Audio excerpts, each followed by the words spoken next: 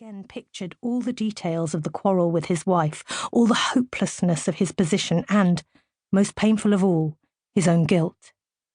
No, she won't forgive me, and can't forgive me, and the most terrible thing is that I'm the guilty one in it all.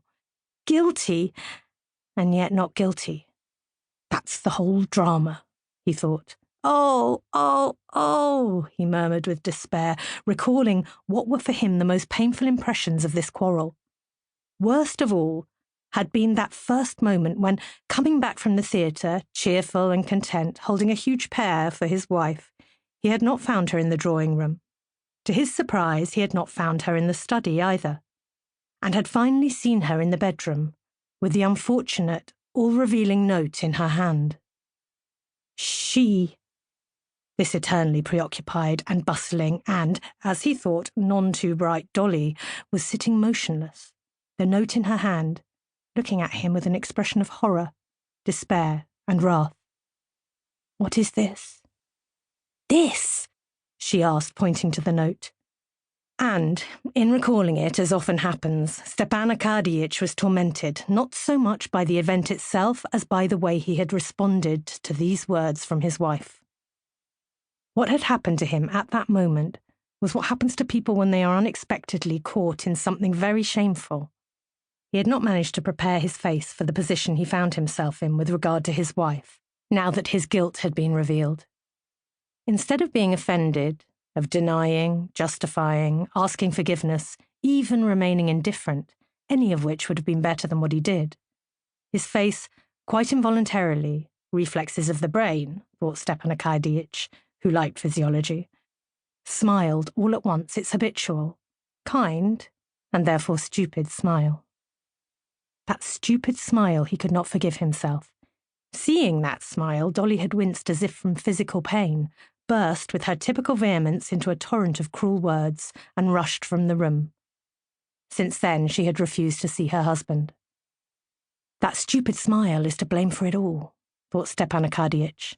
But what to do then? What to do? He kept saying despairingly to himself, and could find no answer.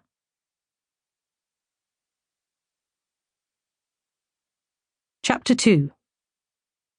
Stepan Arkadyevitch was a truthful man concerning his own self. He could not deceive himself into believing that he repented of his behaviour.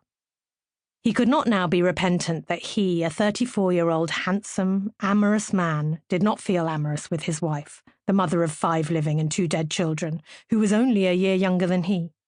He repented only that he had not managed to conceal things better from her. But he felt all the gravity of his situation and pitied his wife, his children, and himself. Perhaps he would have managed to hide his sins better from his wife had he anticipated that the news would have such an effect on her. He had never thought the question over clearly, but vaguely imagined that his wife had long suspected him of being unfaithful to her and was looking the other way.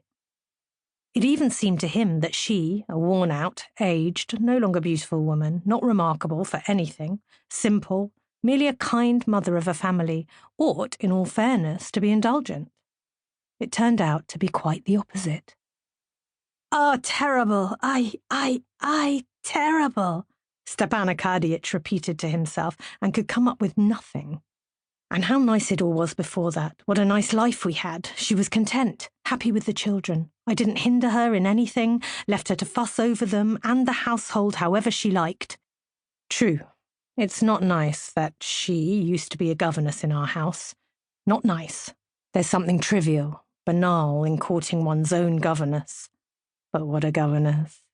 He vividly recalled Mademoiselle Roland's dark, roguish eyes and her smile. But while she was in our house, I never allowed myself anything. And the worst of it is that she's already... It all had to happen at once. But what to do? What to do? There was no answer, except the general answer life gives to all the most complex and insoluble questions. That answer is, one must live for the needs of the day, in other words, become oblivious. To become oblivious in dreams was impossible now, at least till night-time. It was impossible to return to that music sung by carafe women, and so one had to become oblivious in the dream of life. We'll see later.